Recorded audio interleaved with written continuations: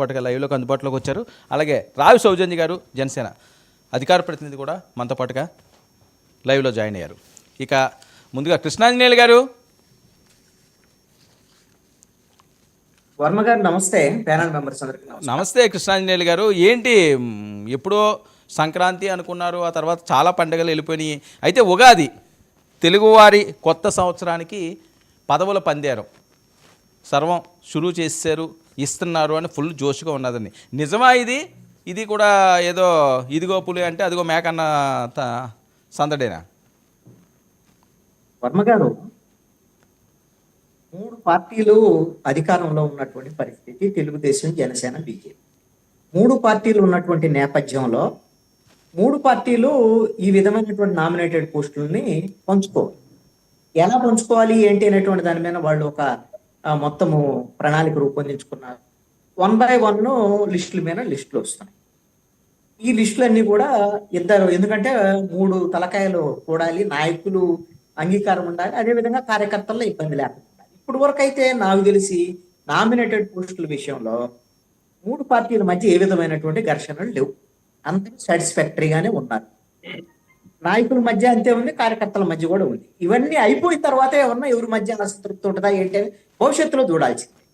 ఇక నామినేటెడ్ పోస్టులు ఎప్పటికప్పుడు తవ్వే కొద్ది వస్తానే ఉంటాయి, ఇంకా చాలా ఉంటాయి. అయితే ప్రస్తుతానికైతే కార్పొరేషన్కి సంబంధించినటువంటి కీలకమైన చైర్మన్లు కానీ, కీలకమైనటువంటి నామినేటెడ్ పోస్టులకు సంబంధించినటువంటి వ్యవహారం కానీ కొన్ని ఇంకా పెండింగ్ ఉన్నటువంటి పరిస్థితి. కొద్ది రోజుల్లోనే బహుశా దాని మీద ఒక క్లారిటీ వస్తుంది అనేటువంటి విధంగా ప్రభుత్వం వైపు నుంచి ఒక లీక్ అయితే వచ్చింది. బహుశా ఉగాది అని అంటే వారం రోజులు కూడా లేనటువంటి పరిస్థితి ఉంది కదా, వారం రోజులే. ఈ ఉగాది లోపు లేకపోతే ఈ పండగల సంబంధించినటువంటి ఈ ముహూర్తాలు ఇవన్నీ కూడా బహుశా మనం పెట్టుకున్న మీడియా పెట్టుకున్నదే అయ్యి ఉండొచ్చేమని అనుకుంటున్నాను. ఉగాదను, సంక్రాంతి వ్యవహారం వీటికను నామినేటెడ్ పోస్టులకి ఏం సంబంధం ఉండదు. ఎప్పుడైనా రావచ్చు, ఉగాది తర్వాత కూడా రావచ్చు కదా. ఉగాదికి ముందు వస్తే ఉన్న అందరూ పండగ చేసుకున్న మామూలు కూడా పండగ చేసుకుంటారు. కాబట్టి అసలు ఆ లిస్ట్ అంతా ఫైనల్ అయితే ఆ లిస్టుకు సంబంధించినటువంటి వ్యవహారం వస్తే అది ఉగాది ఏం అవసరం లేదు. ఉగాది అయిపోయిన తర్వాత ఏప్రిల్లో కూడా ఇవ్వచ్చు, ఏం కంగారు లేదు. ఎంత తొందరగా ఇస్తే అంత మంచిది. చంద్రబాబు నాయుడు దగ్గర చెప్పండి. చంద్రబాబు నాయుడు దగ్గర ఉన్నటువంటి ఒక స్వభావం ఏంటి అని అంటే, ఈ నామినేటెడ్ పోస్టుల వ్యవహారం ఇవన్నీ కూడా చాలా స్లోగా ఇవి ఫిలప్ చేస్తారు, కొన్ని ఫిలప్ చేయనటువంటి పరిస్థితి ఉంటుంది.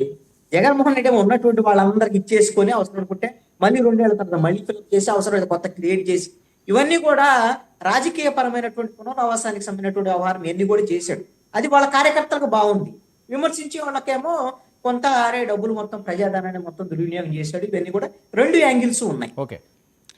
కూడా చంద్రబాబు నాయుడు గతంలో ఉండేటువంటి అంశాలకు భిన్నంగా ఎంత కొంత స్పీడ్ గా చేసేటువంటి ప్రయత్నం చేస్తున్నారు. కానీ అయినా సరే ఇంకా చాలా భర్తీ చేయాల్సినటువంటి చాలా ఉన్నాయి. అవసరమైనటువంటి మేర స్పీడ్ గా లేడు అనేటువంటి కూడా ఒక చర్చ. ఆ విషయం కూడా మాట్లాడదాం. ఇంకొక బ్రేకింగ్ ఈ రోజు